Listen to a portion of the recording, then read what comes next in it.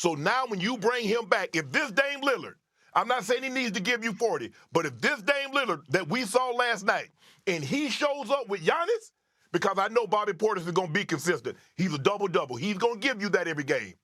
They absolutely, 1,000% can beat Boston in a 7-game series. So I like them. I like the Bucks. I'm glad we agreed, Shannon, because you. First of all, I apologize for interrupting you in the A block. Let me say this: you're in Dallas remotely in your Brioni suit, all right?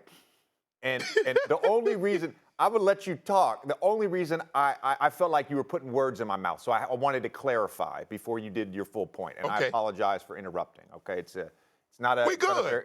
It's not a very becoming behavior of mine. I want to. Well, you never apologize to me. I will never apologize to you. I want to ask you guys something, actually, because I know you kind of talked about this yesterday, and I watched some of the clips from yesterday when I was on YouTube last night. Okay. But you bring up the Celtics in the playoffs last year. Mm-hmm. There was no Kristaps Porzingis. To me, he is the cheat code. Okay. Joe Mazzulla and I, we sat down in September. I interviewed him. One of the things he talked about was like having a curveball, particularly in the playoffs. To me, Kristaps Porzingis is the curveball. He's the guy when teams go to switching lineups, he can punish mismatches. He's the guy if teams want to go big. Yes. He can go spot up at 27 feet. The other under-talked about thing, and this is not a knock on Marcus Smart at all. This is not a knock. Marcus Smart helped build the identity of the Boston Celtics. That's true. This version of the Boston Celtics. He was so key to their core. Better. Defensively, offensively, the way he played, his effort, all of that stuff. Mm-hmm. So key to it. So it's not a knock on Marcus Smart. But him being gone has allowed Derek White to elevate his game.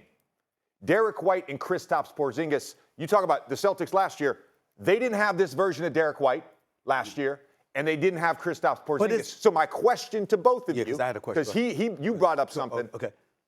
You brought up the gap between the Celtics and the Bucks. The reason I said the Bucks, because I think the Bucks are more likely to get to the conference finals. Not saying the Clippers can't. I'm just talking about the state of the Western Conference versus the state of the Eastern Conference. Now, all of a sudden, you've only got to win one series. My question to you two is the gap created now between the Celtics and the rest of the NBA. I want to say yesterday you guys talked about this a little bit.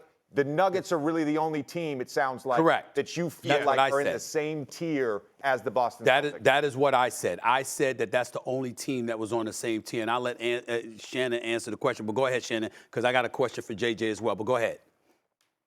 I did, and that was a discussion yesterday. But even with that being said, I still think Boston is a notch above the Denver Nuggets. And I know Denver went to Boston and beat them in a close ball game, but the way they're playing now, JJ, and I use the analogy, Kristaps Porzingis is like adding a couple of drops to my cognac, Shea by Laportier. It opens it up. And what he's been able to do, he's allowed Jason Tatum and Jaylen Brown to expand their games. They have more space because, as you mentioned, he can jump out to 25 feet and drain a three, but then you put a 6'5" guy on him, he can punish him down low. So I do like what you're saying, but I still believe Dame and Giannis is going to be more than a handful for him. Only quick question I had was that you brought up Marcus, you said Marcus Smart, right? Yes. Him being gone. Yeah. What about Drew Holiday being there? Is that more of a factor to Derek White looking over there? I'll be quick. I really believe that Joe Mazzulla and Drew Holiday were destined to work together. Okay. I believe that.